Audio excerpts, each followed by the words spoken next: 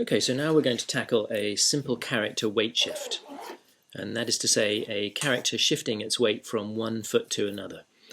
This is the kind of exercise that you will often be asked to do when you start out in an animation studio, and let's say you're working on crowds or background characters who aren't doing very much, but they have to be doing something. They have to feel natural, they have to feel alive, and so animating a character shifting its weight from one foot to another is a really useful little background behavior.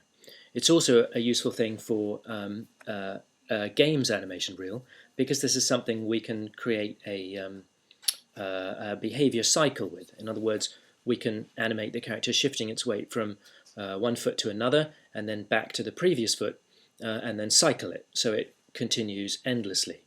So it's a good exercise for games animation as well. And I'm going to suggest to you a 2-second timing that's starting at frame 1, ending up at frame 49. And here we are at the start position. I'm also going to suggest that we use the Monty rig, which you've already used, the little green P available at Creative Crash. So we start at frame 1, then maybe a little bit of, maybe he goes down at frame 9, and then up at 17 in the passing position, contact at 21, and then here at 25 we're gonna conflate the squash and the passing position here, sort of combine them together. 33 is the right foot contact, and then a squash and settle at 49. Now it looks relatively straightforward, but actually it's quite a tricky thing to animate a character convincingly shifting its weight from one foot to the other. And that's why we're going to start with a simple character. That's why we're starting with Monty, and then later on, when you get the hang of it, we'll move up to a human biped, and then of course you've got to deal with the head and also the arms and a bit of overlapping action on the hands, so making it a little bit more complicated. Okay, so we start with Monty in the start position.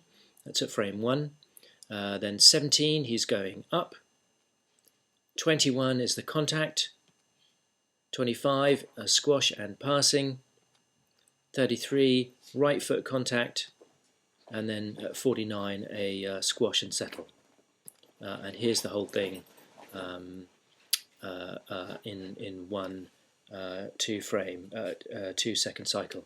And remember, you've always got the trick with this exercise is to always be aware of where the weight is on any given frame. So when Monty is lifting himself up off the ground here, his body needs to be over this leg here, so that we actually believe that this leg is carrying the weight. And then again, when the weight is shifting over here to frame 25, we've got to believe that the weight is shifting onto this leg, the screen right leg, Monty's left leg.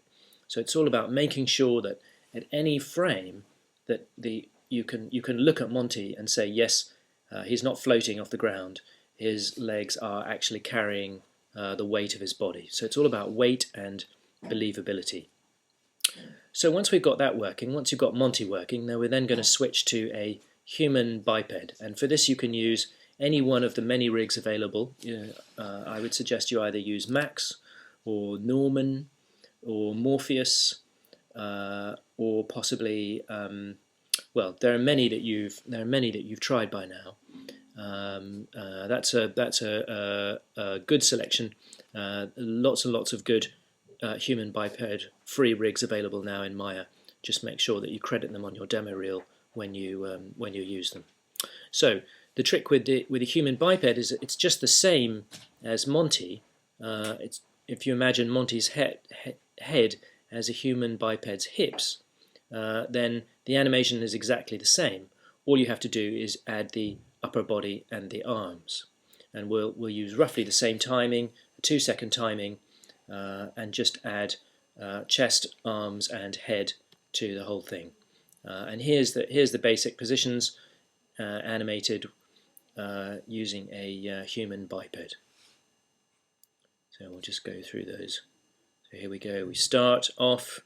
Here we've got a nice sense of the body. You can see here that the both feet of the body are taking the weight here.